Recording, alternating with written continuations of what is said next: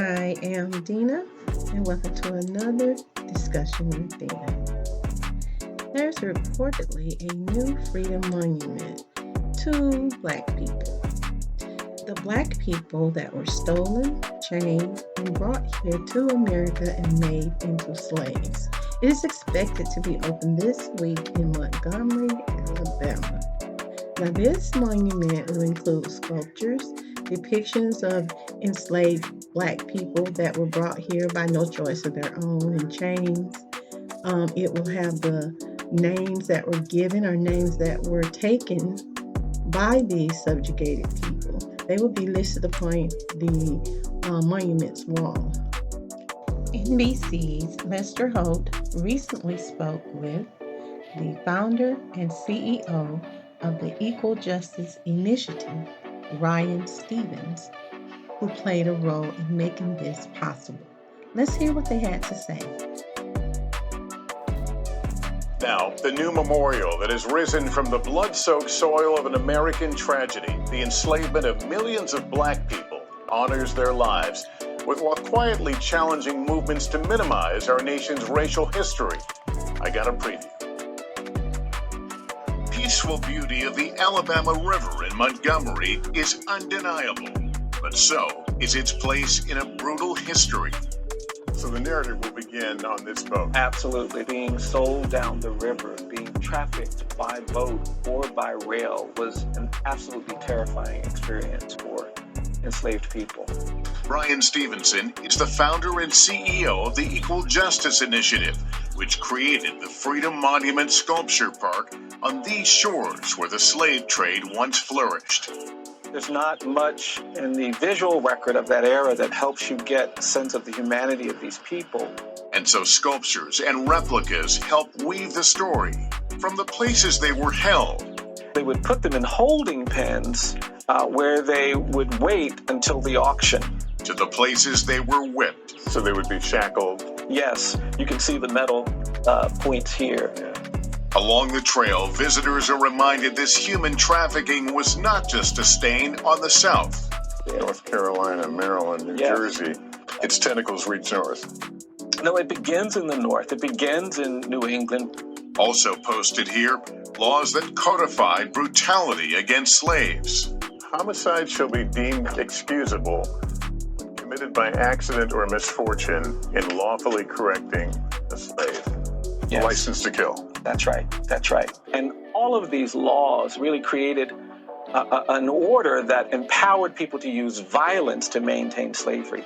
The Monument Park joins the recently opened Legacy Museum, which documents the history and impact of the Atlantic slave trade. A third site, the National Memorial for Peace and Justice, lays bare the raw history of lynching in America. It seems like a direct repudiation of some of the things, the movements we've heard over the last couple of years to not teach some of this history, critical race theory.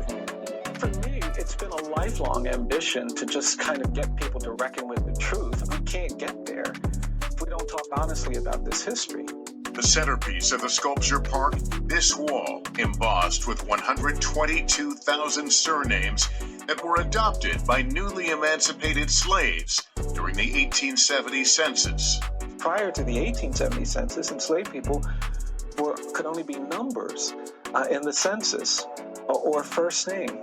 And these are the names that represent the 4 million people who were emancipated and recorded in 1870. And, we wanted to see them in a place of honor, see them on a wall. Scanning the names. You know what I'm doing now? Of course. I find what I'm looking for. Here we go. Yeah, there it is. Marshall Holt. Yes.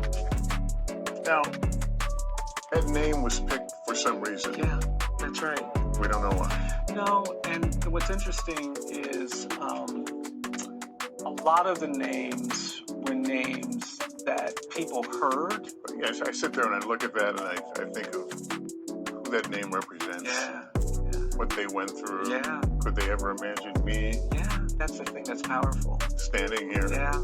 The urge is to grieve for them. Brian Stevenson wants us to honor them.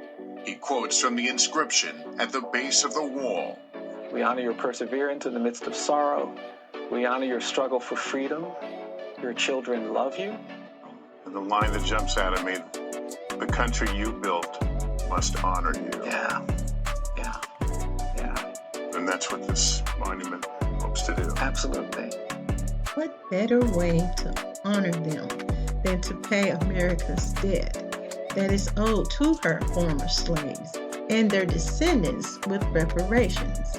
This monument should also serve to show the lack of remorse and repentance from some of the oppressor's successors today.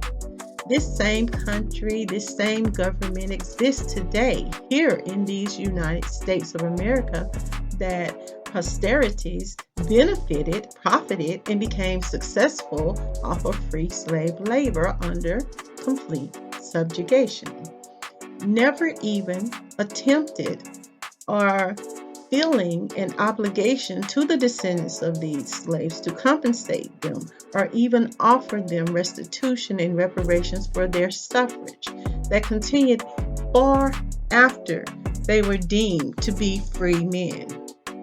400 years later, over 400 years later, and once again, there is another monument that shows the terror, the torture, the degradation, and complete inhumane treatment of Black people in America, and what Black people were made to endure at the hands of Caucasians here in America. Even though the oppressors' descendants declare they have no culpability, even as they benefit to this very day.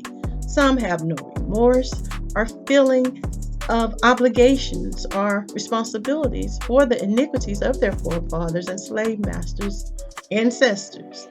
They continuing this immoral impishness of their predecessors while using the alibi.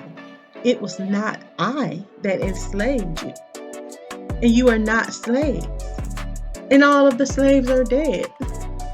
We not dare remind one of the people who say this of the discrimination and abuse and the denial of basic resources, the injustice that people had to endure, even though they were labeled free, these descendants of slaves. And then to be ridiculed today or even to be labeled racist for speaking about this. Technology at its finest. Although a memorial is a nice and a necessary thing, it is not restitution, it is not compensation, and it certainly is not reparations. They are still owed and required to begin the process of rectifying the greatest crime against humanity. So when we speak of building monuments and mainly honoring Black slaves, we must remember to include the fact that there were never any reparations that were paid, and they are still due. That debt is still yet unpaid, and that debt is passed down to the slave master's successors and benefactors of our ancestors' subjugation, from which we received naught. Even with the prevailing repartee when it comes to their indebtedness to former slaves' descendants, it is a debt nonetheless, and one that still stands, and it is overdue, and one that shan't be disregarded, pardoned, or discounted simply because many choose to be nonchalant about their unsettled roster. Now, I want to thank you for listening, and I invite you to subscribe and leave your comment on this new Freedom Monument. And to be sure to join me right back here for another discussion with Dena. Ta-ta!